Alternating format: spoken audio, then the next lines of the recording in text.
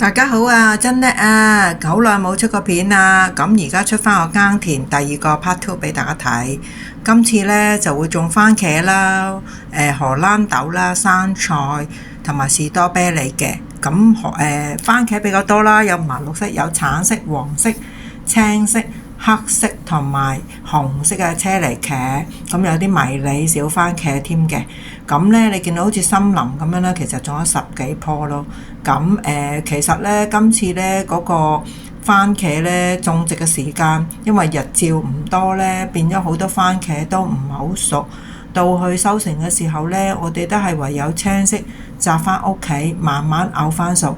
不過個果味咧，亦都係冇咁好啦。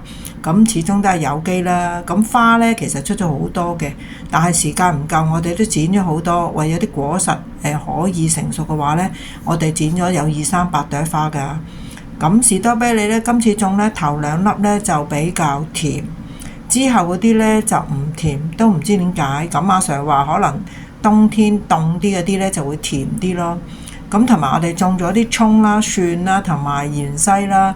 咁點解種呢啲呢？其實就唔係為咗食嘅，其實我哋愛嚟防蟲，因為有機始終嚟講，我哋唔會落農藥啦。咁唯有用啲昆蟲唔係咁中意嘅氣味去驅走佢嘅。咁我就實驗咗呢，都幾 work 嘅。咁其實我咁耐呢，就見過4-5條蟲嘅啫。包括2條鼻涕蟲啦，同埋有啲細嘅蟲蟲，咁我捉咗佢都冇乜問題嘅。咁同埋咧嗰啲番茄咧，嗰啲禍害咧都未見到有。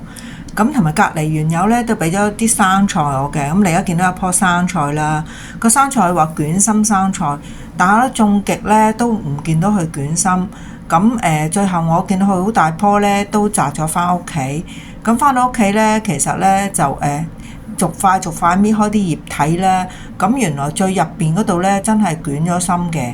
咁但係咧就唔係好似我哋出邊街嗰啲成個都係包生菜咁咯，佢就係入邊嗰度捲咗咯。咁變咗都係一個體驗嚟嘅。咁其實我哋咧農耕呢啲part time 農夫咧，基本上我哋都會培好多苗啦。咁啲苗嚟講咧，基本上我哋都係如果多咗咧，都會同啲園友 share。而家你睇到呢，而家都種咗呢啲荷蘭豆啦，同埋士多啤梨都有2-3粒紅色啦，呢2粒就比較好食嘅。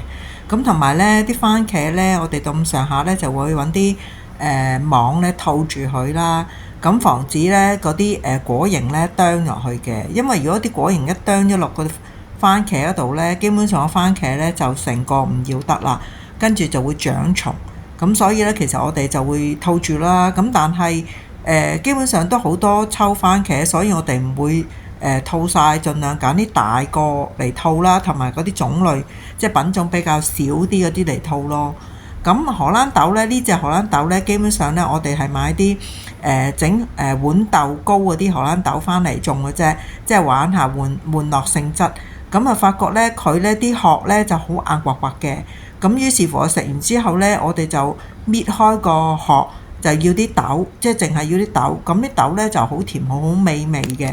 咁就同平時荷蘭豆我哋連埋嗰個夾咧，即係個荷蘭豆夾食就兩件事啦。我哋淨係食粒豆嘅啫。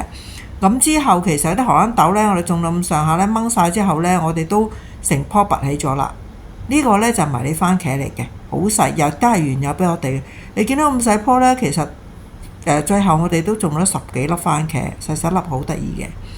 咁你而家見緊呢啲番茄咧，基本上呢啲咧就係紅色喺鮮果店買到啲排茄咧，將嗰啲種子攞咗出嚟種，咁佢都幾成功啊，種得幾多？你見到嗱，我包住呢一排排就係啲排茄嚟㗎啦，咁都幾成功嘅種得。咁我覺得種子咧就試驗性質啦，有啲就去園藝鋪買啲種子啦，我就亦都試下街市攞翻嚟嗰啲種子得唔得？包括三色椒咧，我都攞咗嚟種。咁但係三色椒嗰啲咧，街市種買翻嚟啲三色椒咧，就種唔出果實嚟，就得我哋買到迷你椒，有啲就種到，有啲種唔到咯。咁所以得試下咯。嗱，而家你睇到呢啲咧，就係迷你椒啦。咁同埋啲三色椒啦。咁同埋咧，你睇到咧啲番茄係咪一抽抽好靚咧？嚇！好肥好結實嘅，但係我哋最後尾好多都變唔到紅色啊！你見到咁靚呢，覺得都有可惜啊！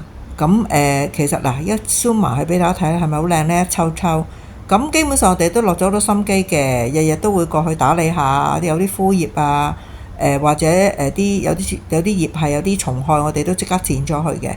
咁肥呢都不時去落啲肥落去啦，都係有機肥嘅，自己做啲有機肥拎過去淋咯咁樣咯嚇。咁你而家睇而家影緊呢個呢就牛茄啦。咁啲牛茄呢，我哋後尾種咗變咗紅色之後呢，就好好味喎。呢個同街市賣嗰啲呢，真係爭好遠咯。所以如果自己種到呢啲嘢，啲味道呢係鮮甜好多嘅嚇。不過呢啲大茄呢，基本上一棵呢就得幾個嘅啫，咁同埋好難變紅色啦。咁所以呢，就我就唔係咁歡迎佢嘅。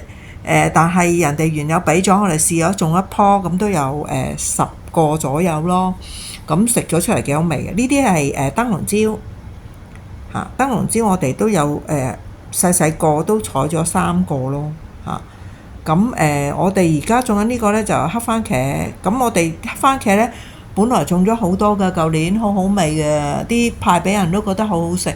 咁但係今年因為苗嗰陣時咧已經淋死咗好多棵啊，咁得翻1棵咯，咁亦都唔係好變到色，咁啊唯有就好慢慢栽培佢啦。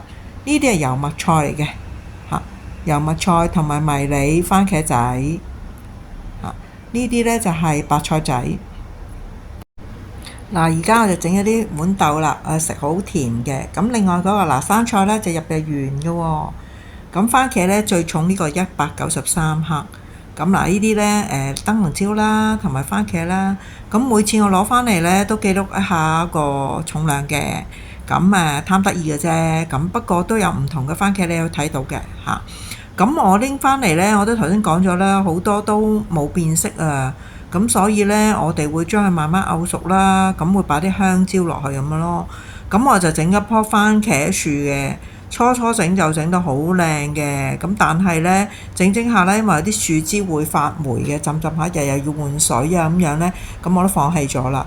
咁呢個呢，就係櫻桃蘿蔔嚟㗎，我種咗幾個都幾成功。咁呢，上網學咗點樣整，咁佢教我哋呢，就將佢浸醋同埋糖呢，醃漬咗之後呢，擺咗1日，發覺好好味啊！咁整咗，咁下次都如果啱時季節，我都會考慮會再繼續種嘅，就好似日本嗰啲醃漬菜咁樣咯。嗱，呢棵就番茄樹啦，我整嘅係啦。咁慢慢睇下後邊嗰啲收成啦，有啲重量啦，我記錄晒嘅，咁都有10幾磅種到嘅。不過呢，去到後期呢，啲青色唔識變色嘅番茄呢，我就冇掉嘅，咁將佢切咗呢，我嚟做堆肥或者酵素。咁下次我哋開田嗰時呢，可以放翻落個田度循環再用，咁又不至於變咗做廚餘呢，就嘥咗啲大自然嘅資源啦咁樣。歡迎收看、點讚、訂閱，再按小鈴鐺啦！多謝大家收看，拜拜。